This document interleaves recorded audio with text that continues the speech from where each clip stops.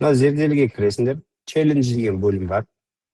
Мына жерде алтын түлек 10 сынып болса 10 сынып, 11 сынып болса 11 сыныпқа кіресіңдер. Жақтан мен көшбасшыларды қарай аламын. Мына 11 сынып бойынша Жолдыбай қызы Айгерім топ-1 болып тұр қазір. Мұхаммед Азим Асма топ-2 болып тұр. Габборов Бағдәулет Қызылордалық ол топ-4-ке кіріп тұр. Өздеріңді қаншада тұрғандарыңды қарай аласыңдар. Оны дейтін ертеңдесте бола ма? Или там қазір потом? Так, мынау примерно 24 сағаттан кейін жабылып қалады қателеспесем. 16 қазан күні 08:59-да жабылып қалады деп жазылып тұр. Екіншісі кейін ашыла ма, ағай? Екінші сабақ? Екіншісі ертең ашылады, одан кейін ашылады. Бүгін кешке ашылады. Екіншісі бүгін кешке ашылады. Бұл жерде алтын түлек олимпиадасының тесті болады кәдімгі. Мынау кешегі тақырып бір өттік қой біз тақырып, соған үй жұмысы болды. Мына жерде бұрынғы өткен алтын түлек олимпиадасының тесті болады. Мына жерде бүгінгі қазір шығаратын есебіміздің үй тапсырмасы болады. Тағы тест болады. Сосын ертең шығаратын үй тапсырма и тағы тест. Сонымен сендерге 3 тестті береміз. Яғни бұрынғы оқушылар тапсырып, результат көрсеткен сол тесттарды сендерге көрсететін боламыз. Зерделі ап платформаның аты. Зерделі ап деген платформа. Жоғарыда жазылып тұр, көріп жатсыңдар ма? Так, жақындамайды. Осы жерге кіріп, челлендждер бөліміне өтсеңдер, сендерге бірден шығып тұрады. Алтын түлек 10 классқа да, 11 классқа да.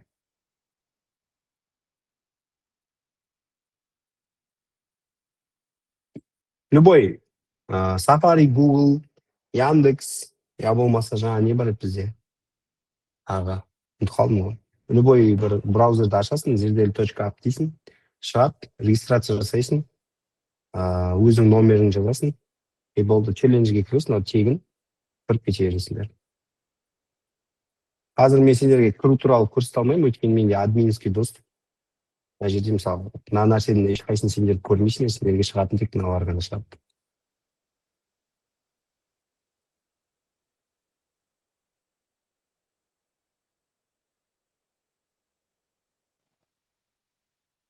Так, 1000 теңге сұрап тұр, неге дейді? Что-то ана біздегі приложение бар. Сол приложениеден кірсе 1000 теңге сұрап тұр барлығына. Ал негізі ол бесплатно. Кәдімгі ненің өзінен кірсеңдер, былай айтқанда браузердің өзінен кірсеңдер, и ол ішінде бесплатно кіріп кете бересіңдер. Қанша уақыт болады? Примерно 15 есеп плюс бір 3 супер есеп алып келдім. Комбинаторикаға байланысты. Екеуі, одан кейін біреуі алтын түлек олимпиадасында кездескен бір қызықты есеп. Сонымен аяқтай берсін. Тақырып ондай бір қатты қиын тақырып емес бүгін. Мат сауаттылықтың тағы бір тақырыбы, яғни кесу есептері деген сияқты. Ағаш отырғызу, ағаш кесу есептері. Бұл айтқанда более логикаға байланысты есептер. Оның алдында менде енді бір комбинаторикаға байланысты өте оңай бір 2 есеп бар. Мен соны көрсете салайын. Қазірге ойланып отырыңдар.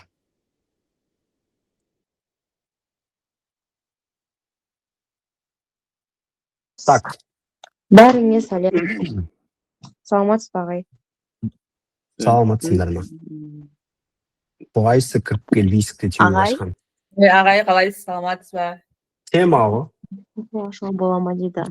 Микро ашуға болады негізі, бірақ андай мен сөйлеп жатқанда кедергі жасап, басқа оқушыларға зияндарын тимеген жақсырақ та. Мен сөйлеп жатқанда мүмкіндігінше микрофон жауып қойсаңдар, арттарында шум естілмесе. Былай келіп сұрақ қойған кезде ашып болады. Бірінші олимпиада. Ағай, академия қашан болады? Зерделі бот академия. Мен қойып жатыр едім.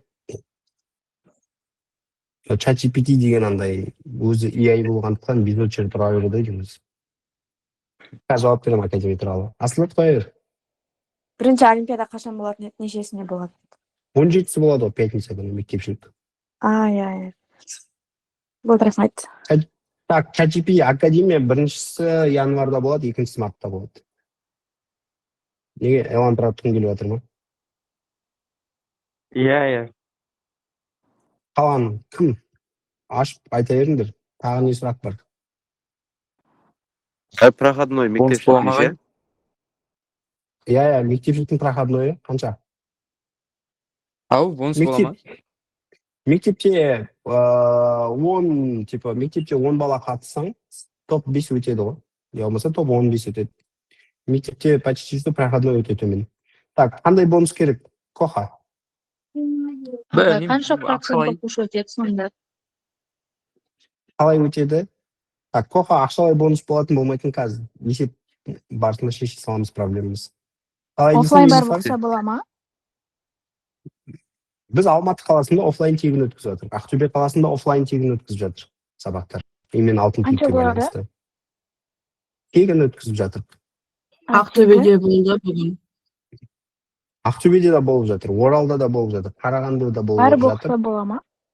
Иә, Тегін иә? Карантинда болып жатқан жоқ қой. иә. Қанша Қандай өзіңіз сабағыңызға қатысты. Қандай? Ағай Биология сөзіңіз қарағанды. Қарағандыда болып жатыр. Мен точно адресін Ағай білмеймін. сенші. Мә, қонсырай қойыңыз. Болып жатқан жоқ қой Қарағандыда? Жоқ, сіз сабағыңызға қатысып жүріп қой. Автобуста келіп. Тема ғой. Қандай сұрақ Коха?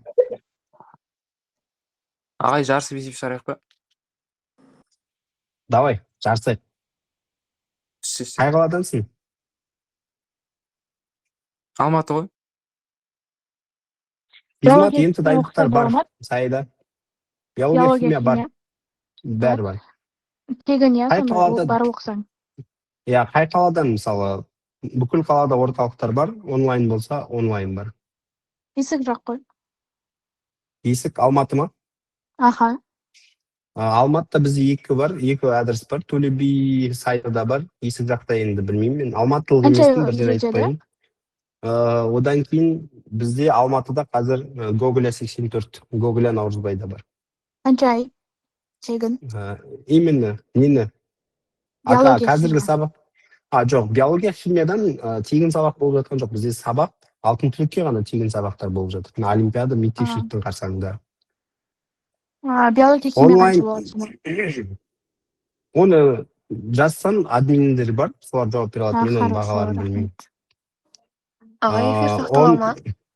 Иә, сақталады. Онлайн физмат дайындық бар ма? Бар. Былтырғы физмат бойынша рекатысымен шығарған Чапаев Әділет деген жігіт танисыңдар ма? 138 алған.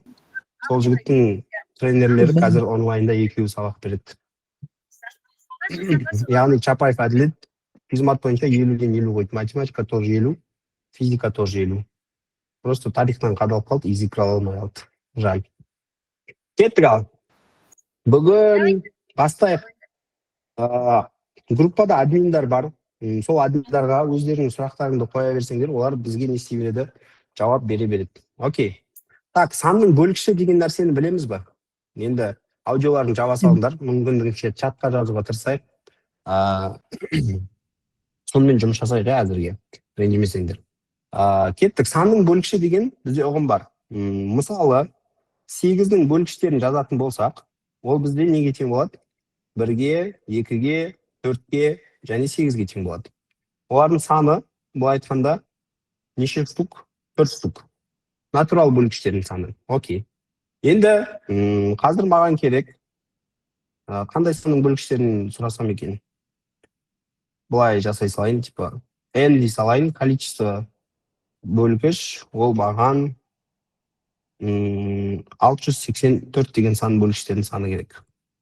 Қанша болады деп ойлайсыңдар? 684 деген санның бөлгіштерінің саны нешеу? Дұрыс айтасың, көп. Бақтияр бастап жатыр бұл. Эфир сақталады. 342 дейді. Неге 684-ті 2-ге бөле салдыңдар ма сонда?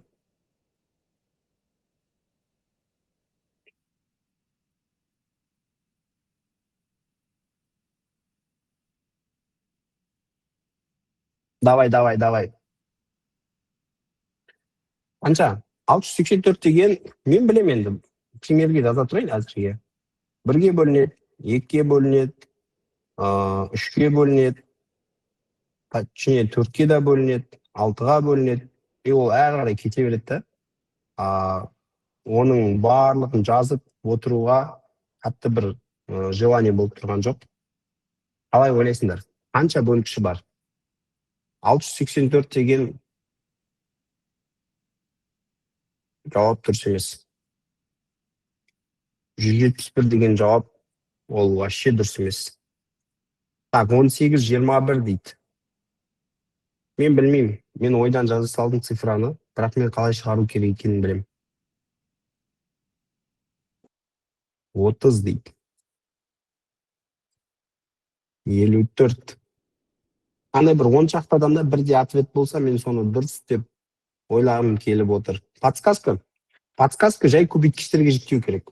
Енді 11-ші сыныптар математика, физика таңдап жатқандар болса, мысалы математика таңдап жатқандар болса, оны санды жай көбейткіштерге жіктеу деген ең бірінші сабақта өтеді тақырып. Мысалы 15 дегенді 3 көбейту 5 деп. Я болмаса 24 деген ол 2-ның квадраты, 2-ның кубы көбейтілген 3 деп жазуға болады.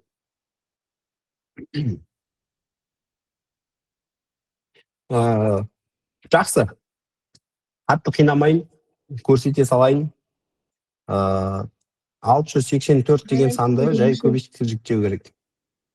2-ке бөлсек 342. 2-ке бөлсек қанша болады?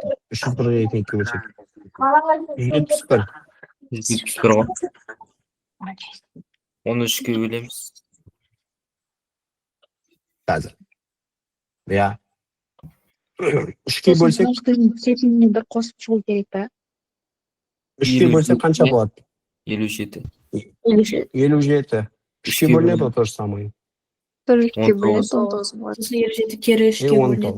19. Сонда қараңдар, 684 деген сан 2-ның квадраты, 3-дің квадраты, и көбейтілген 19-ның бір дәрежесі. Микрофон жабыңдар дейді. Сонда біз не істейміз? Мыналардың бәріне плюс 1 қосамыз да, оларды көбейтіп шығамыз. 3 көбейтілген 2, яғни ол 18 болады жауап.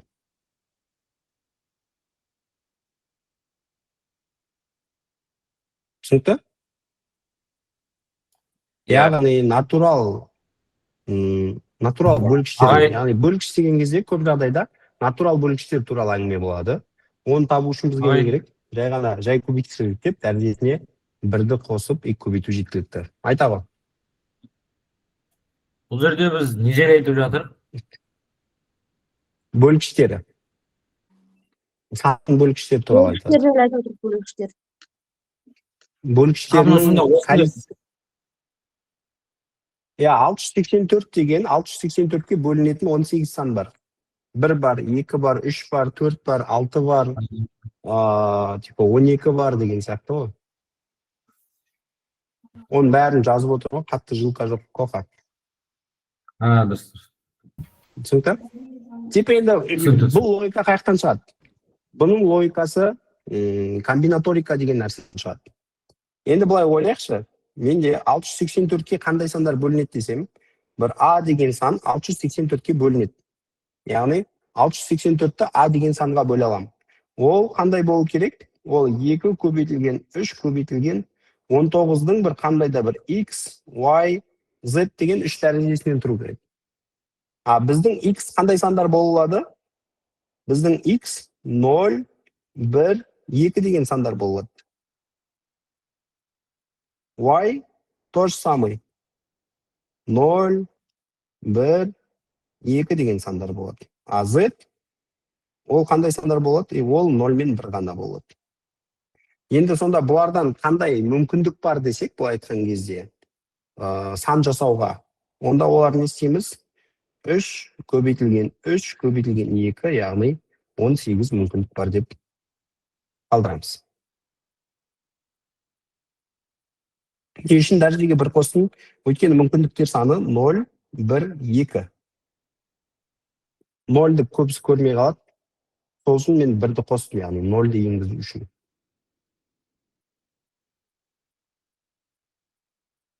Қараңдар, 684 деген санға бір санды бөлу үшін bir sanды bölүү үшін, яғни A деген санымыз, ол 2-нің x дәрежесі, 3-нің y дәрежесі, және 19-ның z дәрежесінен тұру керек. Ал бірақ z бізде ол 0 мен 1-ден аса алмайды. Яғни 1-ден аса алмайды. Болады. Өйткені ол 2 болып кетсе, ол сан неге бөлінбей қалады? Яғни 684 деген сан A деген санға бөлінбей қалады. X-та то же самый. 0, 1, 2 ғана болады. Y-та 0, 1, 2 ғана болады. Z 0 мен 1 болады. И сол үшін мен міне жазып қойдым сандарды 0, 1, 2, 0, 1, 2, 0, 1 деді. Енді олар 3 мүмкіндік. X-та, Y-та 3 мүмкіндік, Z-та 2 мүмкіндік. Олардың барлығының көбейтіндісі. Сол үшін 18 болады. Примерно 1,5 сағат. Кеттік. Амина ренжіп жатыр. Жоқ, жай көбейткіштерінің дәрежесін аламыз. Пожалуйста. Жай көбейткіштерінің дәрежесін ғана аламыз. Былай айтқанда, бір формула деп жаза салайық. Мысалы бір b деген сан бар. Оның мысалы a көбейту b көбейту s деген дәрежелер, жай көбейткіштері бар. Оның x, y, z деген дәрежесі болса, онда біз не істейміз? X плюс 1 көбейтілген y плюс 1 көбейтілген z плюс 1 дейміз. Болды. Сонымен осы формула арқылы есептің шешімін табамыз. Записті телеграмға салады. Осындай сұрақ келсе, егер натурал бөлікштерін тап десе, дәрежесіне 1 қосамыз. Ал бүтін бөлікштерін тап десе, онда осының алдына не істейміз? Мына жерге 2-ні көбейте қоямыз. Егер бүтінді тап деп жатса, 2-ге көбейту керек. Келесі. Все, окей. Келесі есеп. X плюс Y плюс Z плюс K 1997-ге тең. Енді X, Y, Z және K сандары натурал болса, бұндай теңдеудің неше шешімі бар?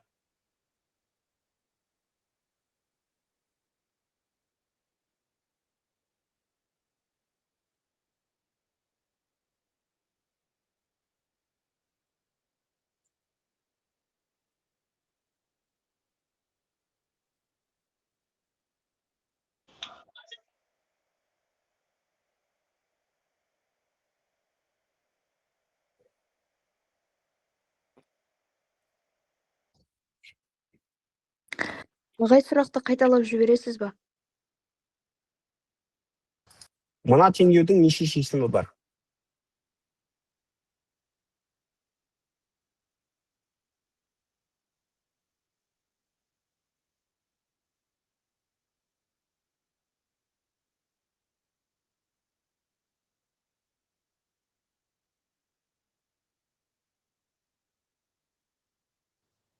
Ағай, бастан түсіндіре аласыз ба? Не түсіндірейін? Міне қазір жаздыңыз ғой ма? X, Y, Z плюс K тең 1997 деген теңдеудің натурал сандар жиынында, n деген сөз, қанша шешімі бар?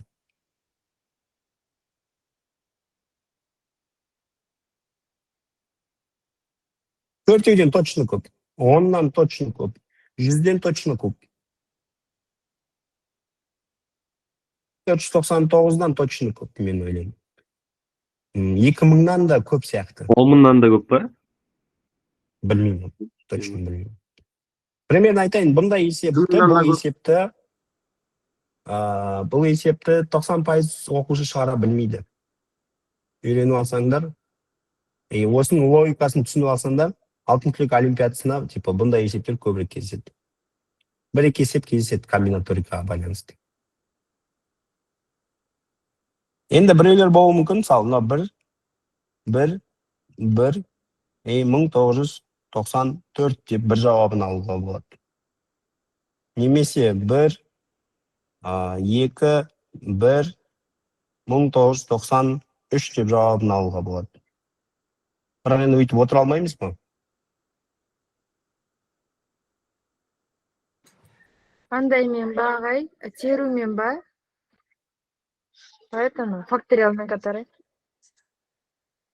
Мүмкін. Просто Или есепті таштай берем. басқаша бір қараңдар, есепті бір басқаша формулировка жасау керек. Содан кейін барып ол оңайлай түседі.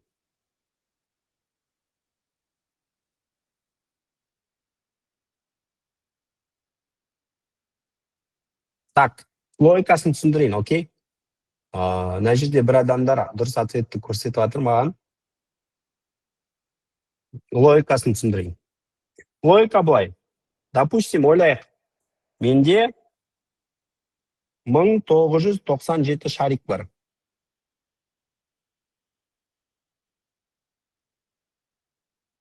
Мынаның барлығының саны менде 1997. Кеттік. Енді осыны 4 жәшікке бөлу үшін, 4-ке бөлу үшін маған неше перегородки керек. Яғни, неше таяқшамен бұларды бөлсем, олар 4 бөлікке бөлінеді.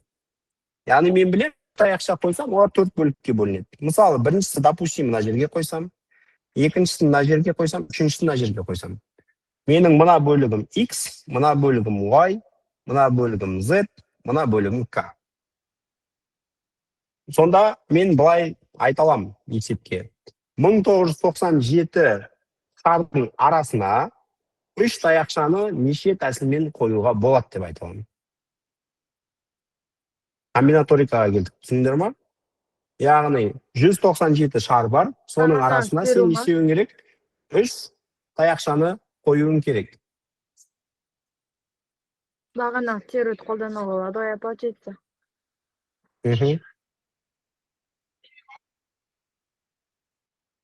Қалай болады сонда? Менде қанша пространство бар?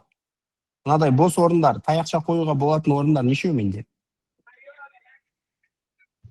1996. Я, сонда ол дегеніміз S 1996-дан 3 деген сөз. Яғни 1996 орынның факториал бөлінген 1996 минус 3 факториал, я? Я, факториал. Мына жерде 3 факториал бөлінген 1993 факториал. Болды, есепті осылай қалдырсаңдар жетеді. Енді калькулятор болмайды алтын түлекте. Есептің шешімі осы болады. Окей. Как фото. Неге 1996 дейді? Так, Жәмила, сен аудионды өшірем, sorry. Так, не үшін 1996 дейді? Себебі, мына жерде 1997 шарик бар, бірақ мендегі ортасындағы пространстволар, олар не істейді? Біреуге аз болады. Яғни 97 шарик болса, оның арасында 1996 бос орын болады. Түсінікті? Неге 3? Неге 4 емес? Бізде 4 әріп қой. Біз неге 3 қойдық? Егер біз 3 таяқты қоятын болсақ, онда ол 4-ке бөлінеді. Мысалы, бір бөрене бар дейді, оны 3 рет кесетін болсаң, ода 4 бөлік шығады. Сол үшін мен 3 қойдым.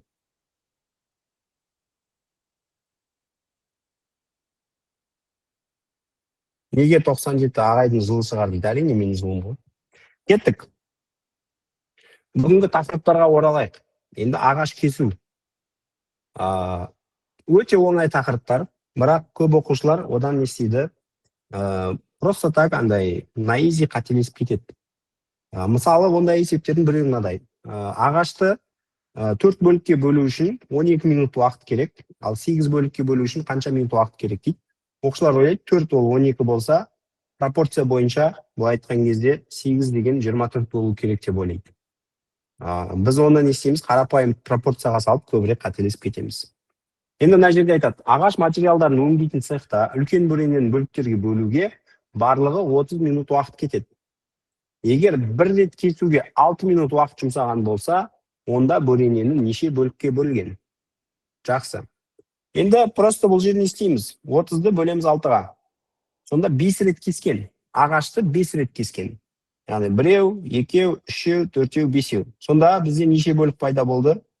Яғни 6 бөлік пайда болды. Жауабы Б нұсқасы 6 бөлік. Келесі. Ұзындығы 500 метр жолдың бір жағына, басынан аяғына дейін әрбір 5 метр жерге бір ағаштан ексе, барлығы неше ағаш егіледі? Ең оңай жолы 500 метрді бөлеміз 5-ке. Сонда 100 шығады. Бірақ ағашты біз мына басынан бастаймыз, 0 деген точкеге отырғызамыз. Және ең аяғы 500 деген нүктеге отырғызатын болғандықтан, оған не істейміз? 100-ге 1-ді қосамыз. Сонда барлығы бізде 101 ағаш болады. Яғни Д нұсқасы 101 ағаш.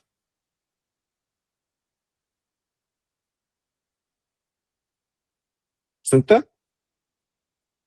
Өте оңай есептер бүгінгі алып келгенім. Соның артында бір супер есеп берем.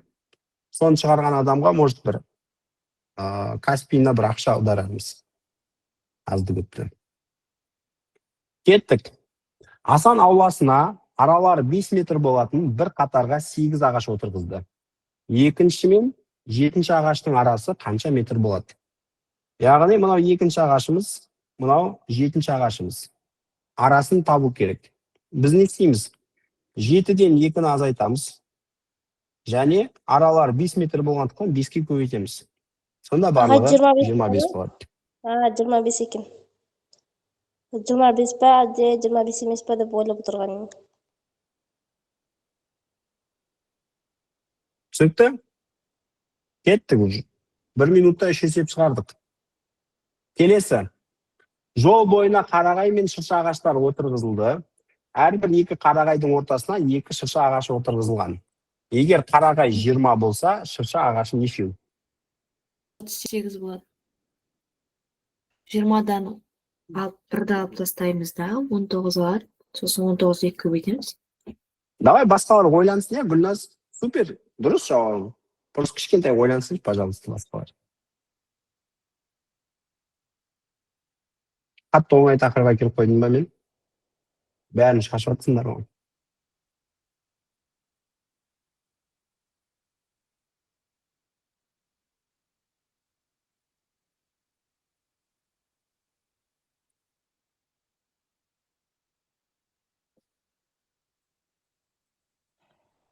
Окей.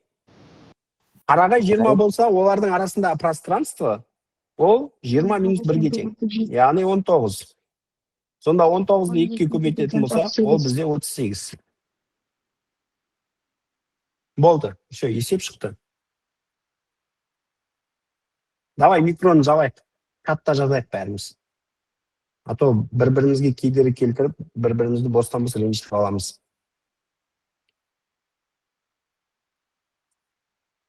Он 15 есеп примерно.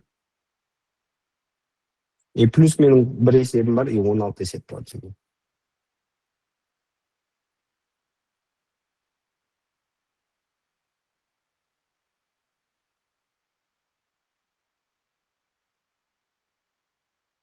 Сенде шығады. Микро жабамыз. Мен ешкімнен сұрамадым. Sorry, пожалуйста. Олимпиада осындай есептер болса шашып тұрып қой. Примерно бір есепке есеп. Бір бал алу керек қой енді біреуге. Жақсы. 1-ден 4-ке дейінгі ағаштардың ара қашықтығы 24 метр. 1 мен 4-тің арасында, жақсы мен 4 ағаш жазғаншы, біреу 4 ағаш бар. Бізде 3 аралық бар. Сонда 2 ағаштың арасы қанша метр деген сөз? 8 метр деген сөз. 9-дан 20-шы ағашқа дейінгі ара қашықтық. Не істейміз? 20-дан 9-ды азайтамыз. Оны көбейтеміз 8-ге. Сонда бізде 88 болады. Супер. Кеттік. Саябақтың периметрі 2000 метр болатын тіктөртбұрыш формалы. Қабырғаларының бойына аралығы 40 метр болатындай алма ағаштарын отырғызған. Егер әрбір 2 алма ағашының арасына 3 өрік ағашын отырғызған болса, онда саябаққа барлығы қанша жеміс ағашы отырғызылған? Ағай атқа жүріс, атқа.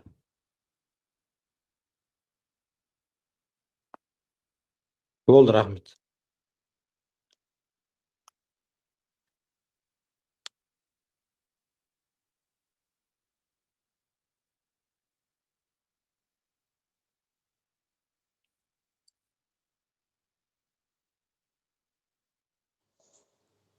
Ағай,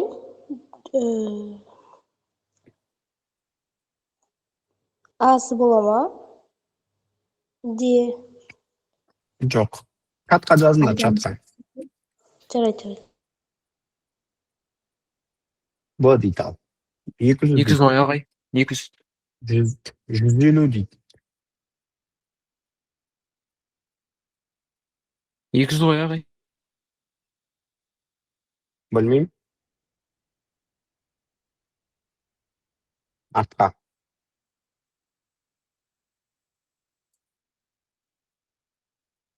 Окей. Кеттік. Не істейміз?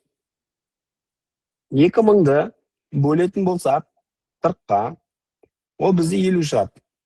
Бірақ енді қараңдар, ол мынадай бір тізбектің бойында болған кезде біз 50 қосылған 1 деп алатын едік ағаштардың санын.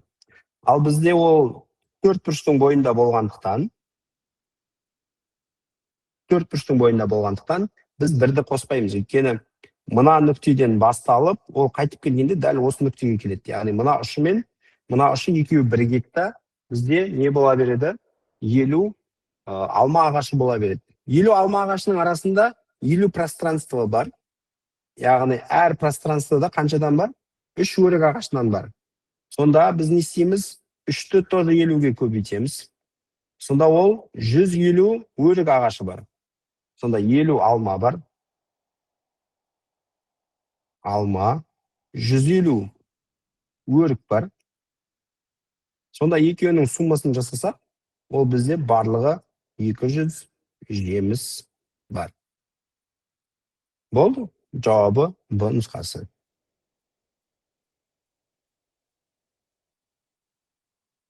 Кеттік. Астана күні мерекесінің дайындығына байланысты Бәйтерек маңындағы 500 метрлік жолдың екі жағалауына гүл текшелерін қойды дейді. Барлығы 102 гүл текшесін қойса, көршілес 2 гүл текшесінің арасындағы ара қашықтық неше метр?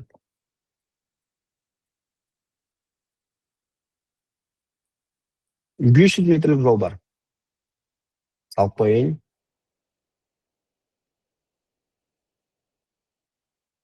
Мынау 500 метр. Екі жағына қойған бізге. Мына жақта тоже самый дәл сондай. Онда не істейміз? Бізде барлығы 102 гүл қойылса, бір жақ бөлігіне 51 гүл, екінші жақ бөлігіне 51 гүл қойылған. Сонда біз 500-ді бөлуіміз керек. 51 азайтылған 1-ге, яғни ол 10 метр болады. Сонда әр екі гүлдің арасына 10 метр орын тастап отырған.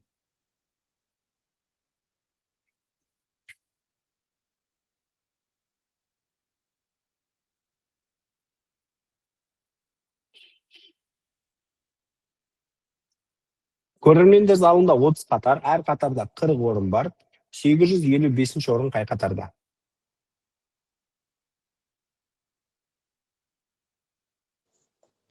Қырқыншы қатар ма?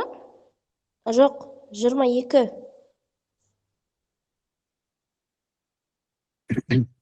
22 ма, 21 ма, люди? Давай, шығарып көріңдер. Қалай шығарасыңдар? 22. Бұл болады. 22-де. Айтуға аламын. Не істейміз бұл жерде, типа? Получается, 40-қа бөлеміз ғой сол. 40-қа бөлеміз, қанша шығады сонда? 21,375. Давай, Енді былай 21-ден асып жасай тұрғаннан кейін, 21-де асып 15 тұрғаннан кейін қалып 22-ші қатар. 21-ші қатарды толтырдық. Яғни бізде 15 қалдық қалып қойды. Ол қалдық баратта не істейді? 22-ші қатарға барып орналасады. Іш пісіп кетті дегенде қадалып болған сияқтысыңдар осы есептен. Кеттік.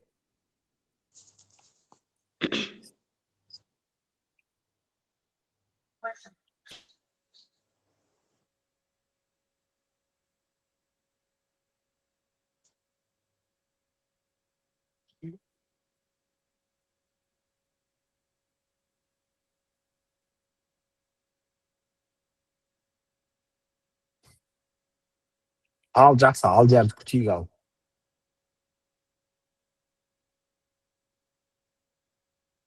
Болады, Фатима, запись болады.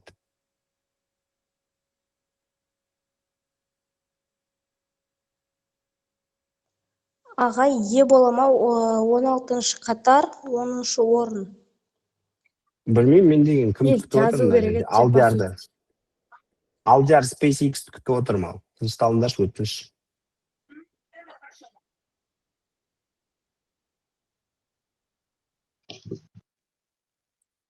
Е варианты болмай ма? Білмеймін, Алдиярды күтіп отырмын. Ой, бірден айта салайыншы. Айтайыр.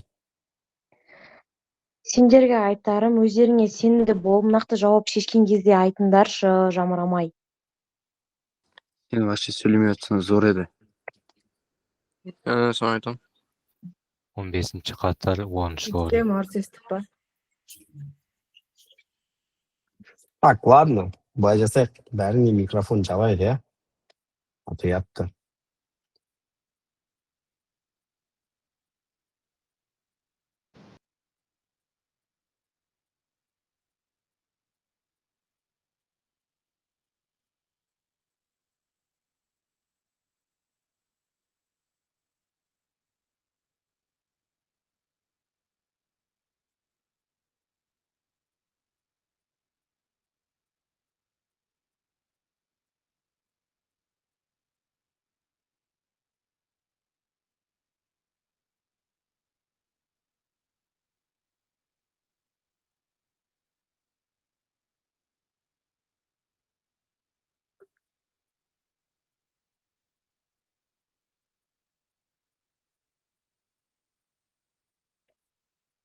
Окей. Кеттік. Не істейміз? 340-ты 22-ге бөлеміз, я? Қалтықпен бөлеміз. 340-ты бөлу керек 22-ге. Бірден береміз 22, 120, 5-тен береміз 110, 10 қалтық қалады. 15 қатар толды, онда бізде 16-шы қатар және 10-шы орын. Жауабы е. Кеттік. Асан бірінші қабаттан 3-ші қабатқа дейін 36 баспалдақ жүріп өтті. Онда ол бірінші қабаттан 6-ші қабатқа дейін неше баспалдақ жүріп өтеді?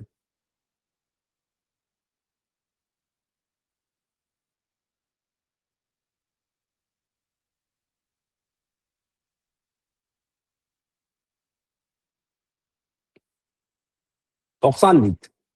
Ладно, бірінші қабаттан 3-ші қабатқа дейін 2 ғана пространство бар. Сонда 36-ны бөлетін болсақ 2-ге, бөлсек 2-ге, ол бізде не болады? 18 болады. Ал енді бірінші қабаттан 6-шы қабатқа дейін 5 ғана пространство бар. Сол үшін 18-ді 5-ге көбейтетін болсақ, ол бізде 90 болады.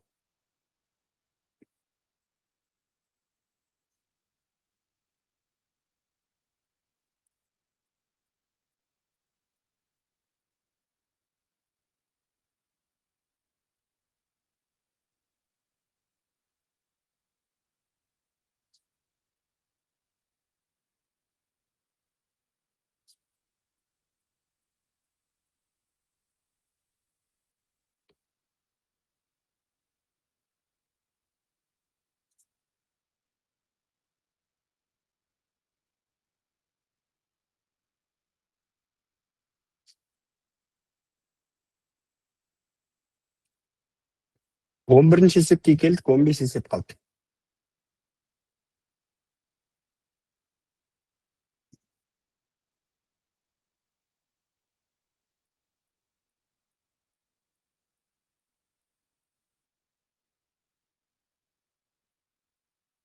Кеттік. Бірінші ағаш пен 13-ші ағашқа дейін 6 минут жұмсады. Сонда бізде 12 пространство 120 метрге неше минут жұмсады? 6 минут жұмсады. Сонда 30 минут жұмсағаны үшін қанша жол жүргенін тапсақ жеткілікті, яғни x жол и пропорция. X ол неге тең болады? 120 көбейтілген 30 бөлінген 6. Немесе 120-ны 5-ке көбейтеміз, 6 100-ге тең. Бекзат? Все болды. Тусан қуам деп айтты. Ренжіме. Біз сенімен қоштаса салайық, ә?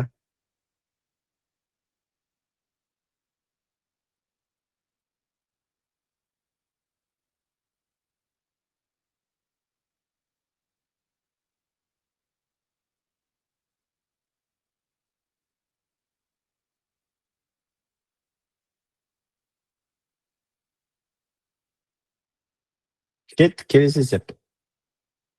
Оқушылар мұражайға бару үшін 3-тен сапқа тұрды. Айғаным, Дүйсен, Айқын үшеуі өздерінің алдыңғы жақтан санағанда 7-ші, арттан санағанда 5-ші қатарда тұрғанын байқады. Мұражайға неше бала барған?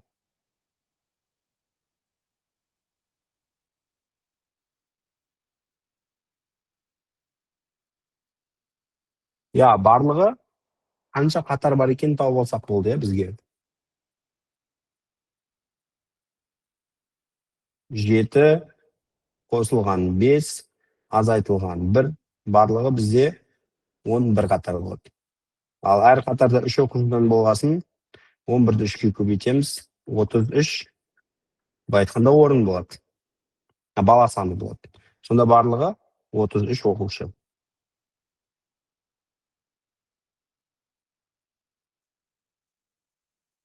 Он 16 қабатты үйде 4 кіреберіс бар. Әр кіреберістің әр қабатында 4 пәтерден бар.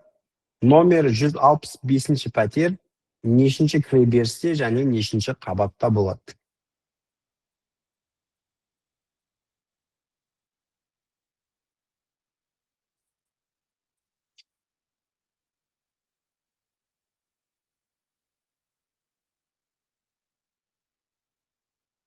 Алдияр, умный.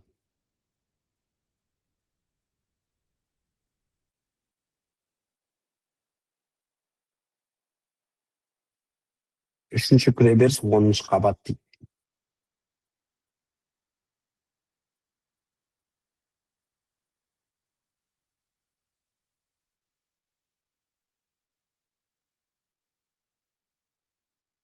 Не істейміз бұл жерде? Я, ең оңай тәсілі бар. Біз білеміз. Жақсы, мен сурет сала салайын былайдан. Яғни 4 кіреберіс болса,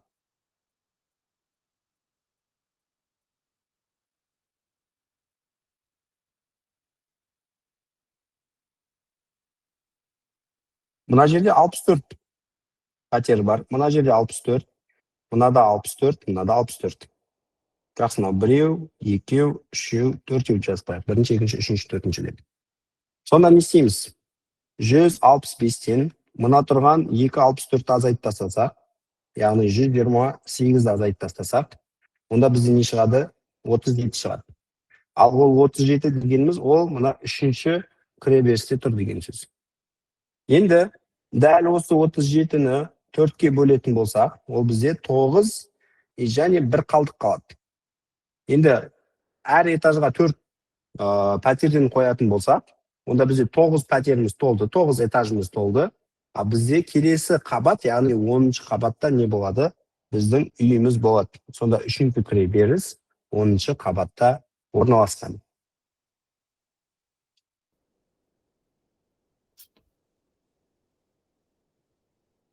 Еркен аз негізі нормальный есеп просто қудыр жібердік біз. Мынау кәдімгі алтын түлекте кездескен есептер. Көріңдер ал.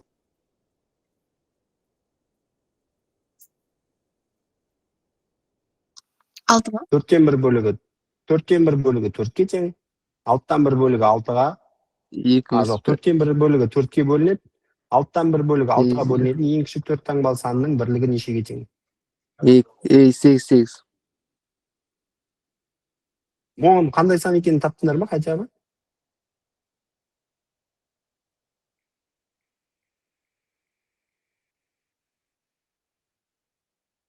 Не үшін? 2 деп отырмын. 1008. 4-тен 1 бөлігі 4-ке бөліне ма?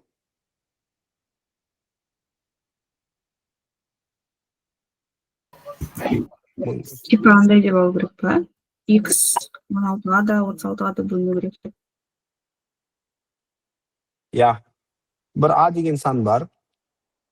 Ол 16-ға да бөлінеді. Және ол А деген сан 36-ға да бөлінеді.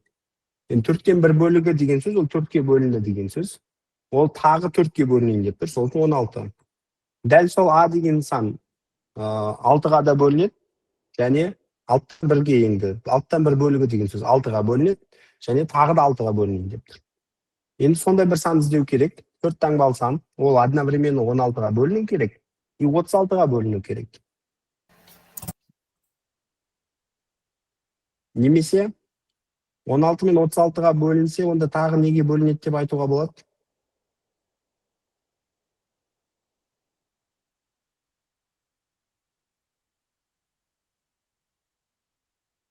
А деген сан 2-ның 4 дәрежесіне бөлініп тұр. А деген сан 2-ның квадраты және 3-тің квадратына бөлініп тұр. Онда ол А деген сан менде неге бөлінеді? 2-ның 4 дәрежесі көбейтілген 3-тің квадратына бөлінеді. Ол қандай сан болады? 36-ны 4-ке көбейтсеңдер? 144. Я. Сонда менің А деген саным ол 144-ке бөлінеді. Енді ең кіші 144-ке бөлінетін 4 таңбалы сан қандай?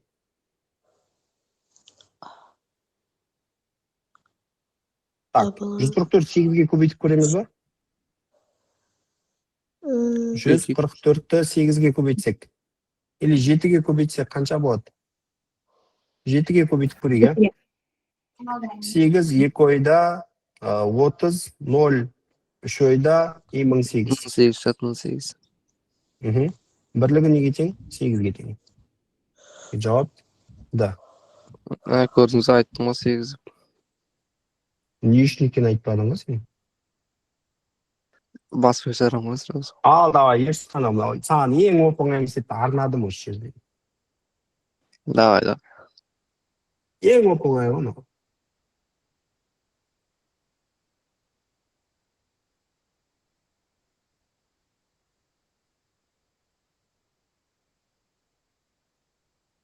Sorry, артқа жатыр.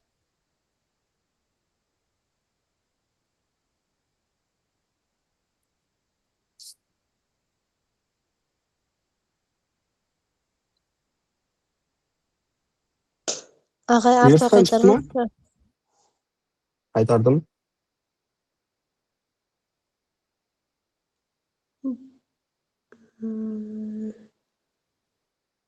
Болды, рахмет.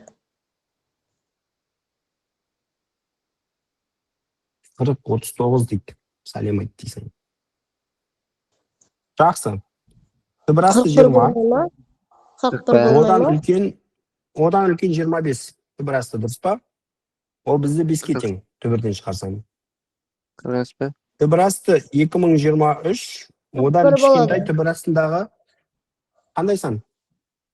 2023-тен 1936. 24.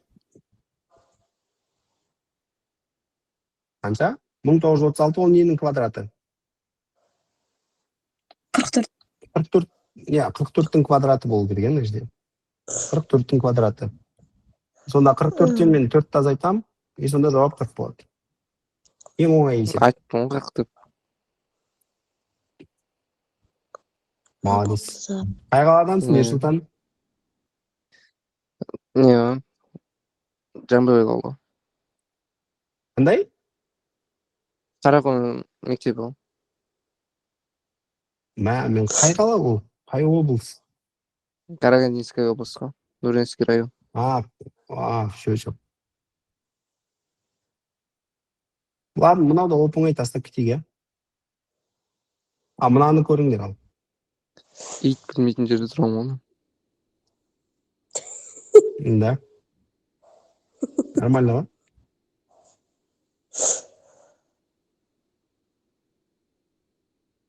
Жо, құралай 44 минус 4 қана болады болды. Негізі 44 минус 5 плюс 1 болу керек қой. 41 Z бола ма? С бола ма? Әлде... Білмеймін вообще. Не үшін олай ойлап жатсыңдар? Даян айтады, осы сеп көп келеді дейді. Көп оқушыларына ұзақ сөзді оқысы келмей, ерін тастап кете салады, біз де білеміз оны. Но кәдімгі алтын түлекте кездескен реальный есептер. Мен вообще ответтерін білмеймін. Бірден айтып қояйын. Просто сендерге ашып жатырмын. Мен просто шығара алмай да қалуым мүмкін қазір. 25 болуы мүмкін, одан артық енді білмеймін. Болмайды ау деймін. Әлде Менің ойымша 20 да болуы мүмкін. Менің ойымша 20 да болуы мүмкін, 25 да болуы мүмкін, 40 да болуы мүмкін, может 50 да болуы мүмкін. 20-ға. Білмеймін. Абсолютно білмеймін. Шығардыңдар ма? Қалай шығардыңдар? Плюс-минус 25 қой дедім ғой. Математика үйірмесінің оқушылары бастауыш немесе жоғары сыныпта оқиды дейді. Бастауыш сынып оқушыларының 60% солақай, ал 40% оңқай. Жоғары сынып оқушыларының 10% солақай, ал 90% оңқай дейді. Математика үйірмесінде екі қолмен де жазатын бірде бір оқушы жоқ. Математика үйірмесіндегі солақай оқушылардың жалпы саны оңқай оқушылардың жалпы санына тең дейді. Математика үйірмесінің оқушыларының неше пайызы жоғары сынып оқушылары?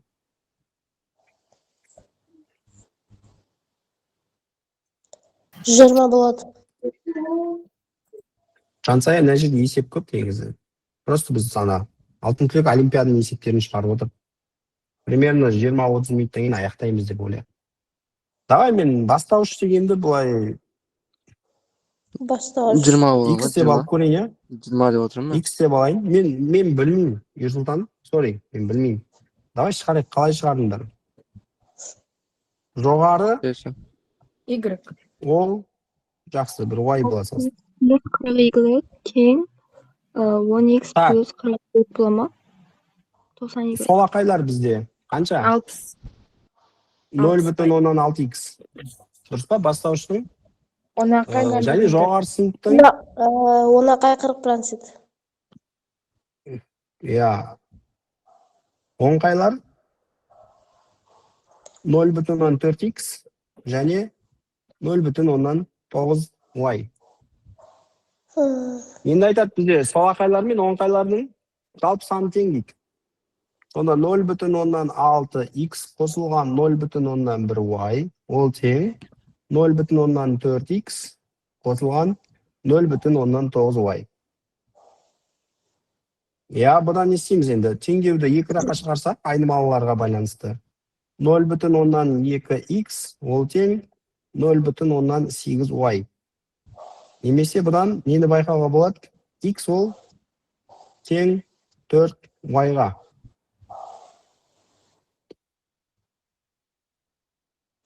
Сонда 50 бола ма, әлде 40 бола ма?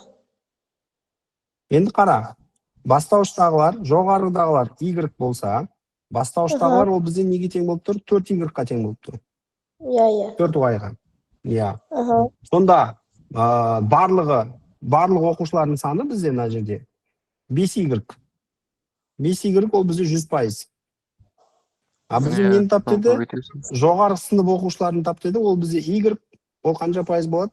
20. 20% болады. Иә, Сонда жауабы А нұсқасы 20%. Айттым ғана, көрдіңіз ә? Ол бесе айтатын болды ғой, кірен. Әулие болды ғой. Барлығын сол білетін болды ғой. Сол ғой.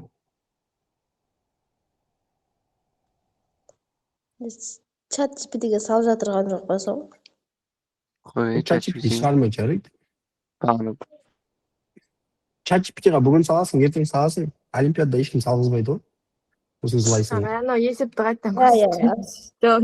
Міне көрсетем. Кешірім сұраймын, наушник істемей қалдым. Ағай, жаңағы сұрақтар. Басқа да сұрақтар келеді ғой, мысалға бір сыныпта. Жоқ, кетті достар. Достар, сұрақ қойыңызшы. Сонда ғой, ол сияқты сұрақтар болады ғой, мысалға бір сыныпта математикаға қатысады, қазақ тілге қатысады деген сияқты. Осылай шығарамыз ба соларды? Именно мынадай болса, осылай шығарамыз. Ал анау жаңағы қазақ тілге қатысатын осындай, математикаға осындай, физикаға осындай, қазақ тіл математикаға деген сияқты берсе, онда жиындар Эйлер-Вен диаграммасы арқылы шығарамыз онда есеп. Жиындарға байланысты, егер 3 жиын берсе, 3 дөңгелек сызамыз. Бұлайнан. Сосын теріс жорумен бастаймыз. Мысалы, қазақ тілі, математика, мысалы физика болса, ортасынан бастаймыз. Үшеуіне де қатысатындардан бастап, кері қарай жүру арқылы ол есептерді шығарамыз. Ағай, еще сұрайын деген, мысалы, x-тен 4 керек қой. А неге 5 y-тен 100? Ағай. Бізде жалпы математикаға қатысатын оқушылардың саны 4 y пен y қосамыз 5 y. Жалпы математика үйірмеге қатысатын бала 5 y. Бұл олимпиаданың қателеспесем республика болуы мүмкін. Сол үшін шамалы чуть-чуть қиындау болуы мүмкін. Андағы әр деңгей сайын есептер жайлап қиындай береді. Мектепшілік оңай болады.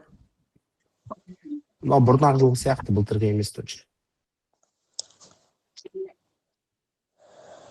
Давай 5-ші есепті қарап көріңдер. 7-ші есеппен аяқтайық, қызық болсын. Әлде соңғы жағын көргілерің келе ма? До конца.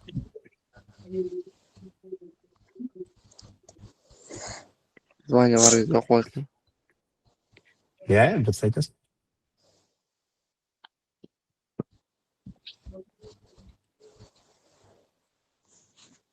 Тоғыз болып жатыр ғой балауса. Арғын болып жатыр неқта деген.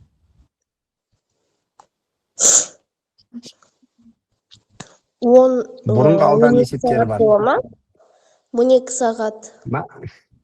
12 километр сағат па? Аде... Білмеймін. Аде 14. Жуанбек марафонға дайындық барысында дөңгелек алаңның сыртын 10 км сағат жылдамдықпен 4 рет айналу керек. Бірақ ол бастапқы 3 айналымды 9 км сағат жылдамдықпен жүгіріп қойды дейді. Дайындықты жоспарлаған уақытта аяқтау үшін жылдамдық қалай шығады енді? 12 не үшін 12? 12. Яқта Рашида 13 деп айтып жатыр. Бекмұрат 13 деп айтып жатыр. 40 көбейтіп 10 көбейтіп 4 40 болады, 3-ті 9-ға көбейтсек 27, азайтсақ 13 шығады. Солай шығарса о бола ма екен бұндай есепті? Ал жерде 4 рет айналу керек деді ғой, ол сендерге андай ғой. Уақыт емес қой 4 рет деген. Мысалы 4 минутта 10 км сағатпен жүрді, 4 сағат жүрді емес қой. Ол период және осы 9-ға бір определенный жылдамдықты қосқан кезде 10 шығады.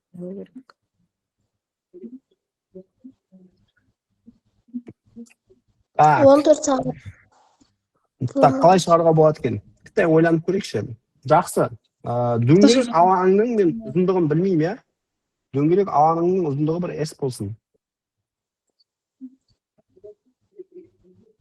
S. Окей. Ол 4S. 4 рет айналу деген сөз 4S. Оны 10-ға бөлсем, 10 километр сағатқа бөлсем. Онда қандай да бір Т шығады, я? Біз білеміз ғой. S бөлінген V ол уақытқа тең. Енді дәл сол уақытта үлгеру үшін ол 3S бөлінген 9-ды қосу керек S бөлінген X-қа. Мынадан Т1 уақыт шығады, мынадан Т2 уақыт шығады. Екеуінің қосындысы біздің іздеп отқан Т деген уақыт болу керек. 15. Сонда бізде 4S бөлінген 10, ол тең 3S бөлінген 9 бөлінген S бөлінген X. Ай жерден просто бізге не істеуге болады? S-тарды өшіріп тастауға болады барлығынан. Есепті оңайлату үшін. Бір болады. Бір дей салайын сонда. Сонда 1 бөлінген X ол тең 10-нан 4 азайтылған 9-дан 3-тен 1 деп жазуға болады. Білмеймін, мен қазір шығарып келе жатырмын ғой мен қазір. 1 бөлінген X ол тең, ортақ бөлімге келтірсек мынау 30 болады. 30. Маған 3-тен, маған 10-нан 12 2 болады. 15-тен 1. 15-тен 1 болады. Сонда жауабы D 15-ке тең болады. Бұл қалай болды? Ерсұлтан, метод Ньюха деген жарамай қалды, я? Искеп сезіп тауып алу деген кәсіпбай қалды ма? Жоқ, примерно істеген мен негізі. Дедім ғой деп тұрсың ғой. Логиканы түсіндіңдер ғой, я? Логика 5-ші класста или қаншаны 4-ші класста өткен формула. S бөлінген V ол Т-ға тең. Яғни сол идеяны аламыз, әрі қарай шығарамыз.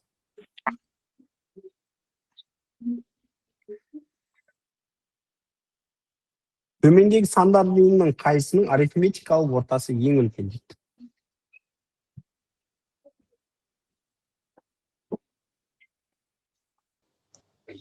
Bir мен 101 аралығында 4-тің селіктері ме? Қайсының арифметикалық ортасы ең үлкен? Бабалама?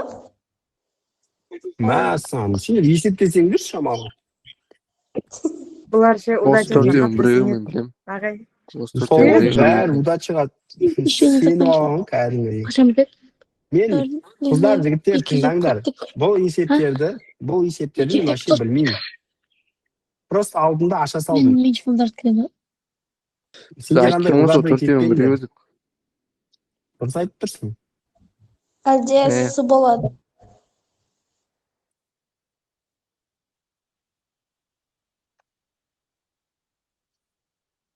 Есептеп көрсеңдерші. Су бола ма? Білмеймін, есептесеңдерші. Алтынның еселіктері деген жиілігі ма? Шығып кетем шығар. Есептері деген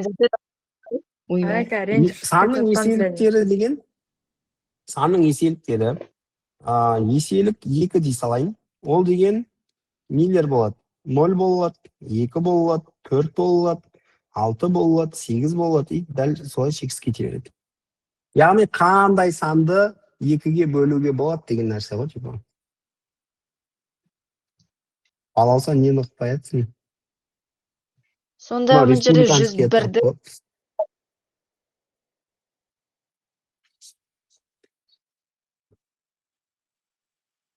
Алтыны 2-ге бөлуге болады. Сен онда есептеуің керек мына жерден. Арифметикалық орта деген сөз 3 қосылған 6 қосылған 9 қосылған 12. Енді 3-тің есептерін солай жазып қосылған 101 3-ке бөлінбейді, 99 бөлінеді. Ағай 3 болады ма? Мына жерде қанша сан бар? Соның барлығын жазу керек. 3-тен 99-ға дейін қанша сан бар? 33 сан бар. Осыны есептеу керек. Келесі то же самый. 4 қосылған 8 қосылған 12 қосылған кете береді. Қосылған 100 бөлінген 25. Бәрін есептеңдер осылай. Келесі 5 қосылған 10 қосылған 15 қосылған кете береді. И последний то же самый 100 бөлінген 20. Ең соңғысы 6 қосылған 12 қосылған 18 қосылған кете береді. Қосылған 96. Бұл жерде қанша мүше бар? 6-96 арасында. 16. Я, 16 мүше бар, 16-ға бөлінген. Бұның бәрі арифметикалық прогрессия. Білесіңдер ғой арифметикалық прогрессия дегенді? Я. 99 қосасыңдар, 102, 102-ні 2-ге бөлесіңдер, 51. 51-ні өз шығады айтпақшы.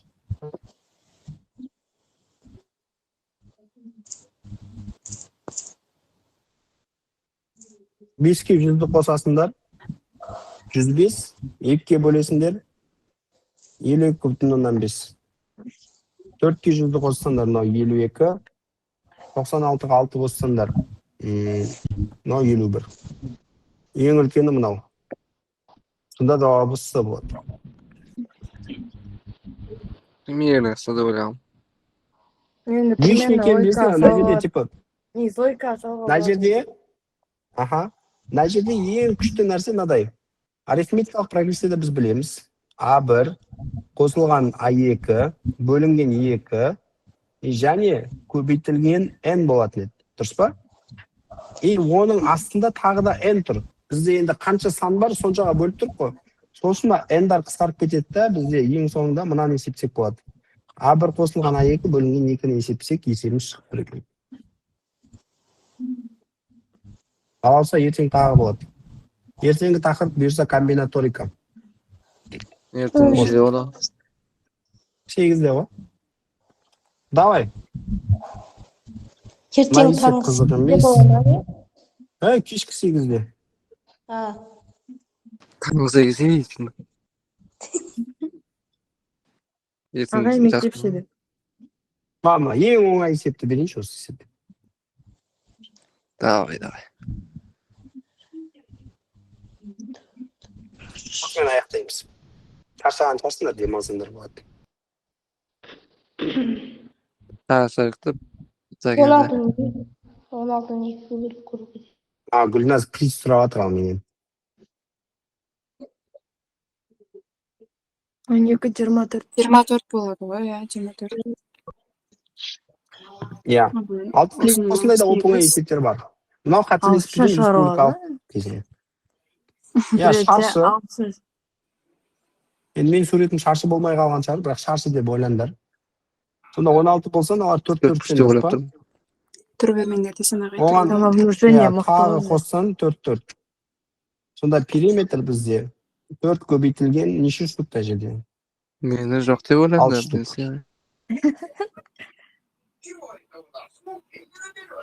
Тұр бермеді.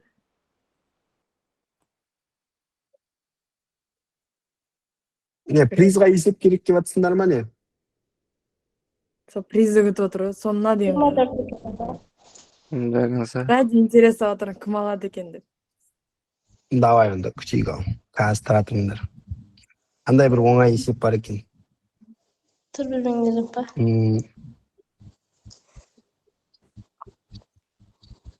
Так. Қандай бір күшті оңай есеп бар еді.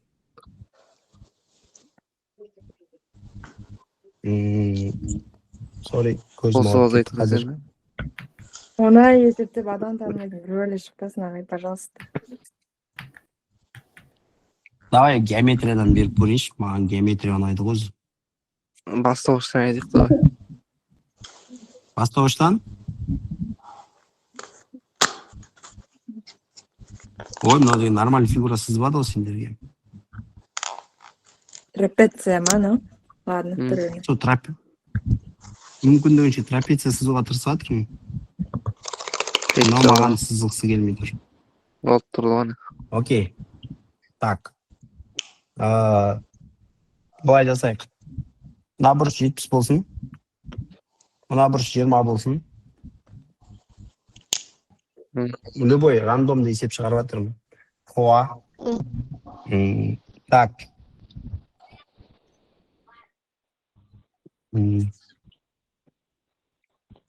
Мына екі қабырғаның ортасын қосатын кесінді деп алайын мынаны.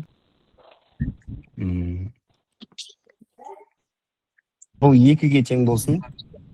Мына екі қабырға 1-ге тең болсын. Так, мынаны А, Б, С, Д деп есептей салайын. К бола салсын. Я болмаса бізге сұрақ болсын. А, Д неге тең? Сендерге шығарған адамға 1000 теңге Каспий. Ағай қай жерде жібереді? Болды ғой. Шығарамын. Сонда Қай жерге жібереді? Так, стоп. Қай жерге жібереді? Маған шығарылу жолымен керек. Өтірік ответ керек емес. Окей? Так, номер жаза салайын, иә? Так. 747, 357, 5097. Шығарылу жолымен жіберіңдер. Кім бірінші шығарады? Соны жіберем. Осы WhatsApp-қа шығарылуын жіберіңдер. Шығарған адамға 1000 теңге жіберем. Шығарылу жолы керек. Абсолютный шығарылу жолы.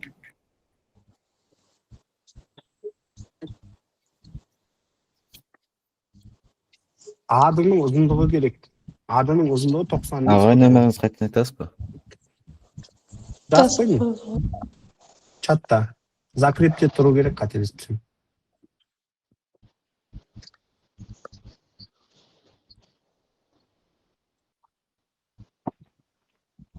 Оп-оңай геометрия. 7-ші класстың идеясын білсеңдер шығады. Нені табу керек еді? Ағай неге мынандай Адыны табу сандар керек. жуықтайтын? Жуықтайтын сан болуы мүмкін емес, мен ойымша.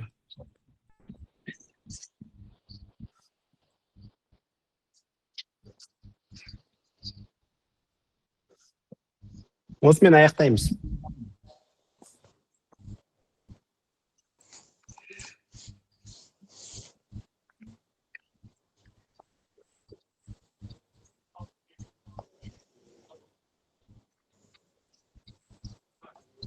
АБ содан кейін ортада екі сызықша трапеция бола ма? АБ СД. Мына жерде трапеция берілген ғой. Жазып қоя салайын. Трапеция екенін білу үшін сендер БС мен АД-ның параллель екенін білсеңдер жеткілікті. АБ білен СД, содан кейін А-дың 70 градус, Д-ныңкі 20. Шығарып жіберсене қыса. Давай, шығарып жіберіңдер маған. WhatsApp-ты күтіп отырмын қазір. Шығарылу жолымен.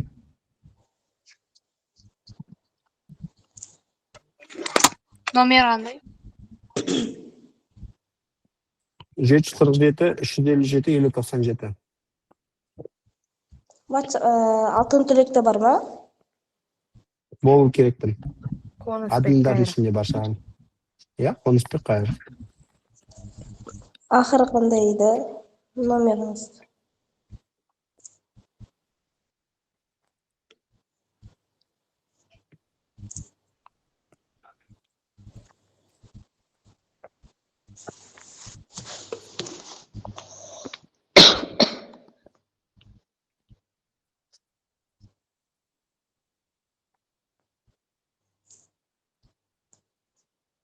Әлі ешкімнен SMS келмеді, күтіп отырмын мен люди.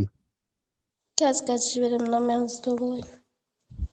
Аға, ана жерде 70 пен 20 деген андай мән мағына бере ма, әлде жай жазылған ба?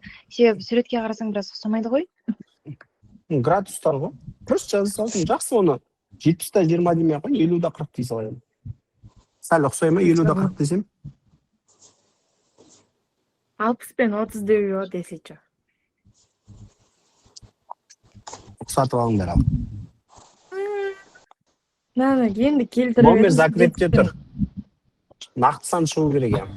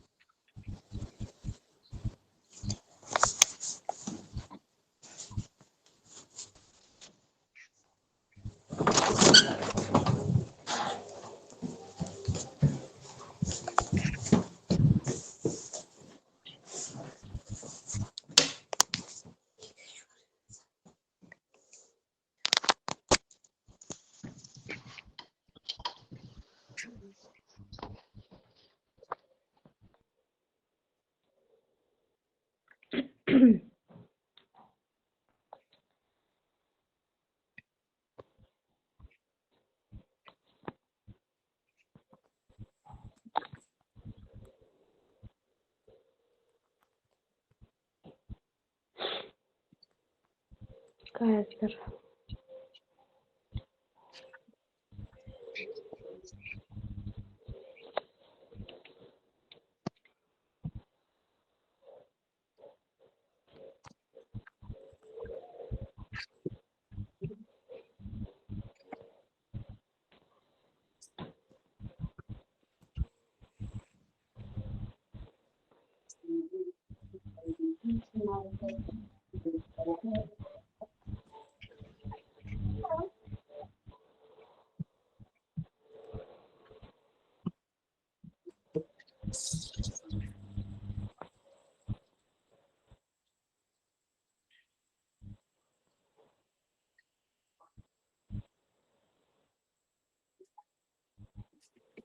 Төрт адамнан ответ келді.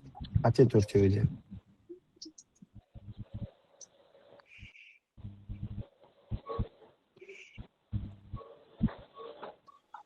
Ағай, градустарын 60 пен 30 алсақ бола ма? Ойдың ыңғайлады 60 пен 30 деп алайыншы. 55-та 35 қылып аласың ба? Подсказка жоқ. Давай, ақшаны 2000 теңгеге дейін көтерейін. Тамал, ажат.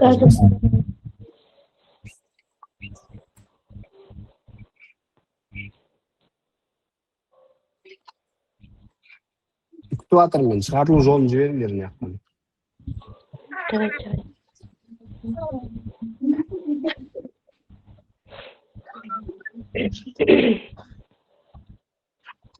Люди, мына нәрсені түсіндіңдер, короче. Бірден айтайын сендерге. Мына тұрған, жақсына жерде L дейсің, мына L деген нүкте, K деген нүкте, ол әрбір қабырғаның ортасы. Ол биіктік емес. Окей? Бірден айтып қояйын. Сендер білмейсіңдер, оның биіктік емес екенін. Получается, табанына перпендикуляр болып түсіреді деген ақпарат жоқ, иә? Иә, ондай ақпарат жоқ. Просто екі табанның ортасын қосады болды. Окей. Нөміріңізді айтып саңызшы. 747, 357, 5097. 747, 357, 5097. Каспийге де ақша салсаң шыға береді осы жерге. Депші.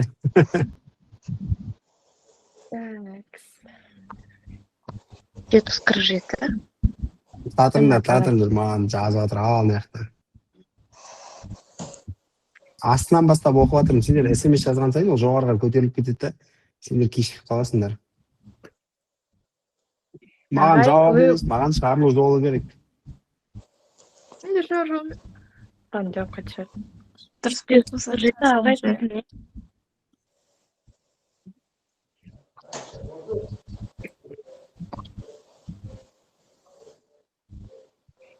Пожалуйста, ағай. Қайтадан атыңызшы, нөміріңіз. Нені қайттан айтайын? 747, сен нөміріңді айтшы, мен өзім жазып салайын саған. 747, 357, 5097.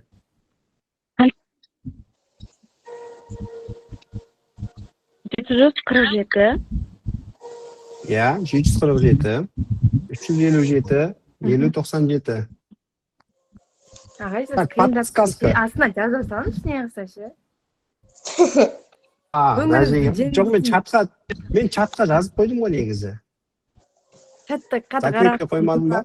Астына жазсаңыз. Окей.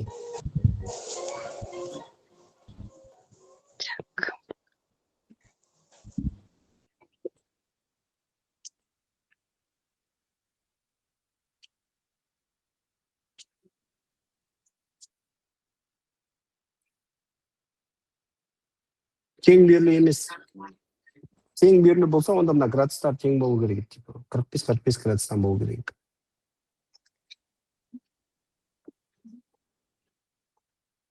Так. Жоқ.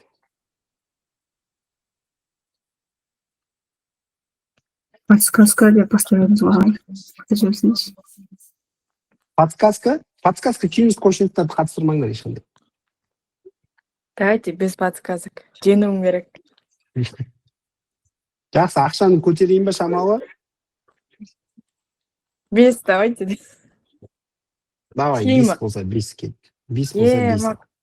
Енді достар, мен арқамда 5 болатыр, ешчі 1000 теңгесін жібересің. Аға, если S бұрыштан төмен қарай түсіретін болсаң, ол да 2 бола ма? Биіктік түсіретін болсаң? Биіктік емес. Айттым ғой, екі қабырғаның центрін қосатын кесінді болды. Ағай, микрофон біреу өшіп қой. Синус косинустың қатысы жоқ дейсіз бе? Синус косинустың қатысы жоқ. Саған теориям соған. Бір адам ақылды болып өзінше микрофонды өшіріп тұрады ғой, А тангенс ше? Тангенс ештеңенің қатысы жоқ. Оп-оңай есеп. Просто, ладно. Ағай, апай, ата, әже, аға, тәтеден сұраудың керегі жоқ.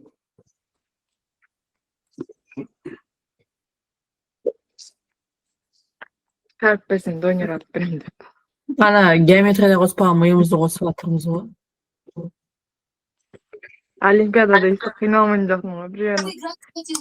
Шаң баспаған шестеренкалар қазірде қимылдады ғой мен. Таймер қосам бала, ренжімеңдер. Мен де қайтуым керек.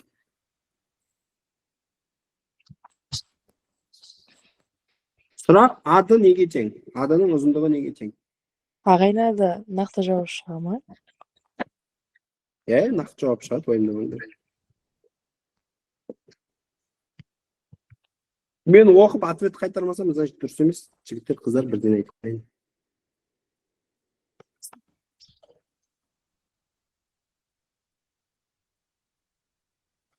Маған шығарылу жолымен керек, типа, анау наған тең, мынау 3-ке тең, мынау 5-ке тең, мынау 10-ға тең, мынау 7,2-ге тең керек емес. Қандай подсказка бар? Давай, тездет, 15-36.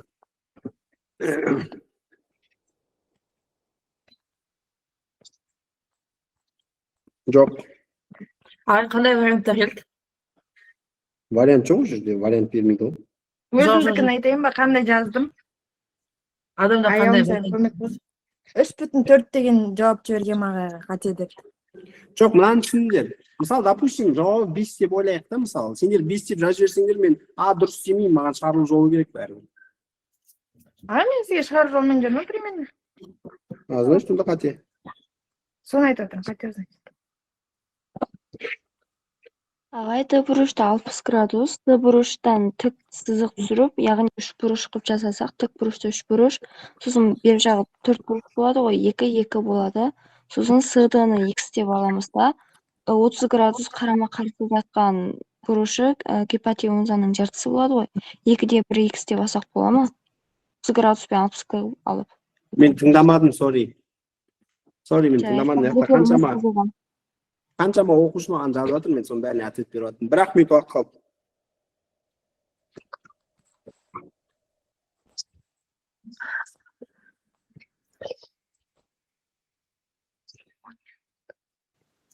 Тағы уақытыңызға шығармай отырмыз. Мен андай ғой, типа түн болды, мен жұмыста отырмын әлі.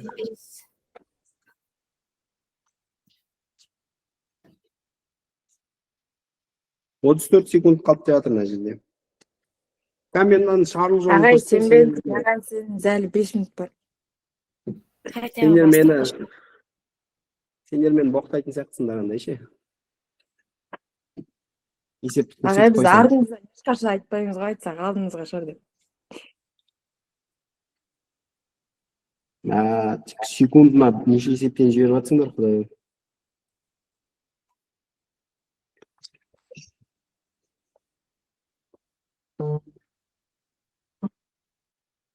Все, уақыт. Таймап. Қаралай кешіктің, бірақ қате. Ағай, Ау, номер берсеңіз, шындықта. номер тұрған жоқ қой экранда. Поздно уже, кеттік. Шығарып көрсетейін ба? Ағайна, екі Бұл есеп беруші оңайырақ. Ағай, ответ тауып алсақ болды ғой, я? Менің ойымша Шарли БК-ға несі тегінен сызып деген сияқты шешеді ау деймін. Ағай, Стоп болды. Маған ешкім ештеңе жазбаңдаршы, плиз. Қате бәрі. Анаған не түсіруге болмай ма? Еден дыға... Давайте. Давай. Болды, 5 мың теңге өзімде қалды. Рахмет. Давай, былай істейік. Мынаны былай қарай созайын, мынаны былай қарай созайын. Мына жерде бұрыш 90 градус болады, дұрыс па? Иә. Дұрыс па? Өйткені мына елу, мына 90 градус болады. Иә, 90. Қ деген точка деп қойып қояйын. Қ. Қонысбек ағайдың точкасы деп ойлаңдар. Так, одан мына екеуін қоссам, бұл не болады? Тең берілі болады. Мына жақ 90, мына жақ 90 болады. Жоқ. Типа любой үш бұрышты аласың. Одан бір нүкте шығады да, ол қабырғаны екіге бөлетін болса, мынадай қылып. Бұл қандай линия деп аталады? Биктриса. Медиана. Мына жерде егер 90 градус болса, мына жер 90 градус болса, онда бұл медиана неге тең? Гипотенузаның жартысына тең. Білесіңдер ма оны? 7-ші класста өттіңдер ма? Значит, қараңдар, мынау 1 болса, онда мынау да 1. Енді қараңдар, мына жерде фокус мына жерде ғой мына. Мынау бізде жалпы тұрған мынау. Ол 3-ке тең. Ол да ана дәу А, Д, Қ дегеннің несі, ол да неге тең мына жер? Бұл да 3-ке тең, бұл да 3-ке тең. Сонда А, Д жай ғана 6. Ағай біз түбір астымен шығарып ше қойып кеттік қой. Сол ғой енді мен сендер айттым ғой, оңай есептедім ғой. Ағай, ойладыңға, мана 90 градус асқы, үстіңгі жағы 270 грамм. Бұл 3x и 1x деп алса, өшім 40-ке бөліп жерсе, ана бір бөліп, өшім 6 шығама деп ойлаған, мынау по-любому басқа деп. Андай ғой, типа, логика мынада. Тек бұрышты 3 бұрыш берілсе, ол медиана жүргізілсе, ол медиана гипотенузаның жартысына тең. Мынау, мысалы, 1-ге тең болса, онда барлығы 1-ге тең болады. Неге? Енді былай ойландар. 4 бұрыш, оның диагоналдары қиылсады, қиылысқан кезде қақ бөлінеді, оны бәрі біледі. Мынау бәрі тең. Енді осыдан мен мына бөлігін өшіріп тастайтын болсам, онда тік бұрышты 3 бұрыш, и 90 градус болып қалды. Сосын мына жерді қарап алсаңдар болады. Бірінші 3 бұрышты, одан мен нені таба аламын? Q, L-ді таба аламын, ол 1-ге тең. А менде Q, K ол 3-ке тең, онда ол гипотенузаның жартысы, яғни A-ды ол Q, K көбейтілген 2-ке тең. Яғни бұл 6-ға тең. Ағай, сізде 6,162 шықты ғой, сонда 62-ге қателесіп тұрмын ба? Иә, 62-ге қателесіп тұрсың. Сен 62-ге қателеспегенмен де былай енді. Бір адам, допустим, 6 деген ответ жүргенмен, мен ол ответті қабылдамайтын енді шығару жолы керек еді.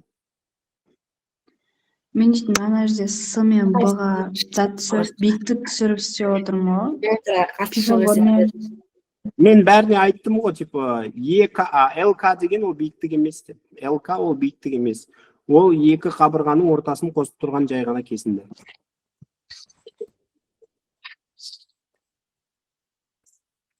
$5,000 қалтамда қалды. Жоқ, $5,000 қалтамда қалмау керек қой.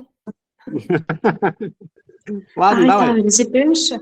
Ертеңге алып келемін. Мен бүгінге болды шаршадым. Ертеңге лучше көз алып келші. Бүгін бір еттік. Давайте 5 минут берің, сол 5 минутта шығарамыз.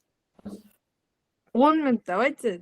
Давай, онда былай істейміз, короче. Бір есеп берем, шығарсаңдар $5,000 берем, шығарғандың бар. Шығармасаңдар, бәрің маған $1,000 аударасыңдар.